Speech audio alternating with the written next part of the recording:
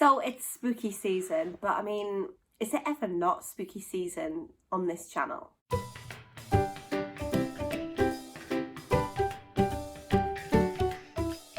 Hi everyone, I'm here today to talk to you about some spooky recommendations. 'Tis the season to be scared, 'tis the season to embrace all of that horror good stuff. And I just want to point out that at the moment we are in day 642 of a storm. If you hear howling winds or rain smashing against the windows, let's just call it atmospheric, shall we? So I have a collection of different style reads for your individual tastes this spooky season. So I have quite a collection of books that you might enjoy this spooky season. The first ones that I'm going to start off with are for the younger readers. Now, I know that the classic choice for younger readers is the Goosebumps books. However, having reread the Goosebumps book recently, and I've been reading them with my daughter who is 8 years old, they're just not scary at all, and they're just not the best. And I can remember being about sort of 9, 10ish and moving on to the Fear Street books, which were also by R.L. Stine and also still not written the best. However, they definitely provided a bit more of a creep factor for me. And recently some of the Fear Street books have been getting re-released, and so I picked up 2 of them just to sort of relive that scary childhood time where I'd sit reading Fear Street all day. And so I have 2 of them here, the R.L. Stine Fear Streets. They've been reproduced with sort of vintage style covers, which I thought was quite a cute addition. The Fear Street books, if you're not familiar, there's this street called Fear Street, and all sorts of things happen on there, all sorts of paranormal and creepy things happen. These are aimed at younger teens, I would say, but I would say more mature children can read them too.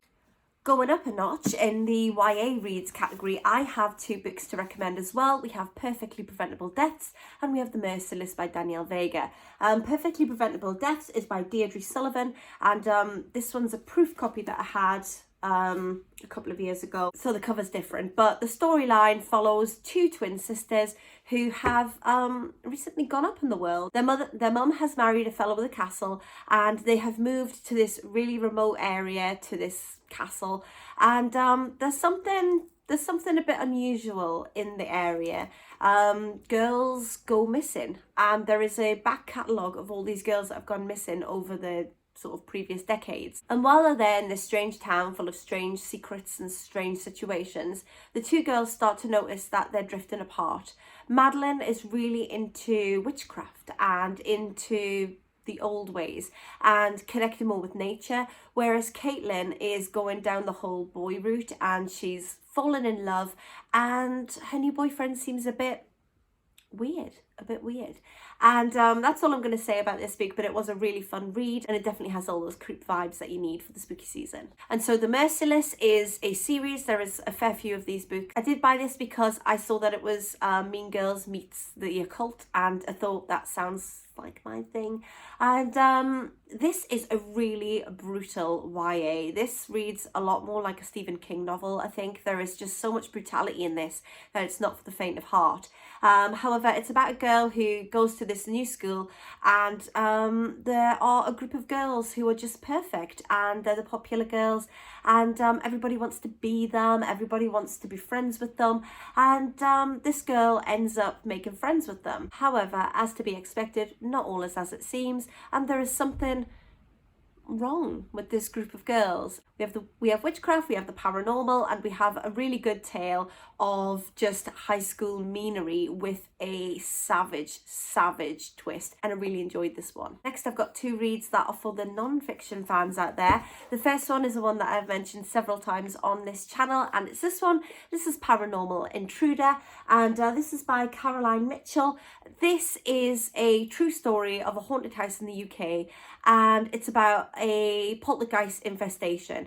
And this book is just creepy as hell. It has everything that you'd want from stories about a poltergeist. There is some dark situations going on in this book, but I found it interesting, and there's quite a lot going on in it, as well as the look at the investigation. And overall, I've recommended this several times because I just found it creepy as hell, and it stuck with me. So that's one for the non-fiction fans. And the second one that I've got for the non-fiction fans is this one. This is The Haunting of Alma Fielding. Now, I am halfway through reading this one myself, and I will say it is mixed reviews. I have seen a lot of people really loving this book and really pushing it, so I'm going to mention it as a one out there that you might want to look into. For me, I have been feeling a little bit mixed on it. As I say, I haven't fully read it yet. However, going through it, I'm just not sure where we're going with this. There are a lot of tangents, and it seems like the overall case of Alma Fielding, who has started experiencing poltergeist activity within a house. The situations that she seems to be experiencing seem interesting enough that you could have a book based just on that. However, there have been a lot of tangents into the different investigators and the different things that they've got up to, which bore me. I'm here for the ghosts, really. I'm here for the ghosts. I'm not really interested in backstories. However, I'm hoping this gets better, as a lot of people have really pushed this book this year. So, I mean, we'll see. But even though it might not be exactly for me, it might be for you, so I thought I'd mention it anyway. And the final 3 books that I have to mention are all fiction. One of them is very predictable for this time of year, and it is this one. This is The Exorcist by William Peter Blatty, and it's a classic, isn't it? If you're into ghosts and horror and all that sort of good stuff, you need to have read The Exorcist at some point in your life. I've read this book a couple of times, and it still has that creep factor, that sort of crawling under your skin as we delve deeper and deeper and deeper into the possession of a young girl. The whole thing is just, it's just grim, and I am there for that sort of thing. So yeah, The Exorcist, you've got to have read it. The next recommendation I've got is this one. This is the Apparition Phase, and I love this one. I read it earlier in the year. It's again another book that involves twins, and these twins are unusual. They have this twin thing going on where they don't really need outsiders. They just are so close together, and the parents aren't best pleased with how close they have become and how they have their own sort of situation going on. The parents want them to socialize more with other people and make friends outside of themselves, because these two are known for their trickery. And the brother and sister team set up a fake photograph of a ghost that they say they've taken in their attic, and they invite a school friend round to basically terrify her. But what happens is this story ends up changing their course of their life, and we end up going down another sort of paranormal story road, and I found it to be really interesting. This is quite a literary horror, but it was one that I thought really got under my skin, and I very much enjoyed this book. And it's got a 1970s setting as well, and I do like a little dip into the retro, so I very much enjoyed this book. And I haven't actually seen it spoken about too much on BookTube, so let me know if you've read it already, because I haven't actually spoken to anybody who says they've read this one yet, but you should. And the final book that I've got is this one. This is My Best Friend's Exorcism, and this is by Grady Hendrix. Make sure I've said that name right. Yes, Grady Hendrix. Hendrix, not Henrix. Hendrix. And yeah, it does what it says on the tin. It is about the exorcism of someone's best friend who has become possessed by a demon. So again, we've got a group of girls who are friends with each other, and there's that sort of typical mean girlness sort of running through. And one day, one of the girls, Gretchen, goes for a swim in a creek, but when she comes back, she's changed.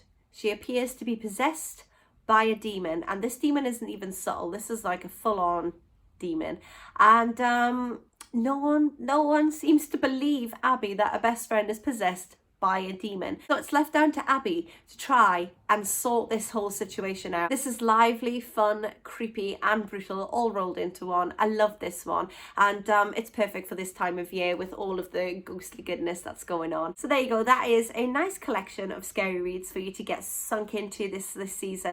And as usual, let me know if you've read any of them. Let me know if you're going to, and I'll speak to you all soon. Bye for now.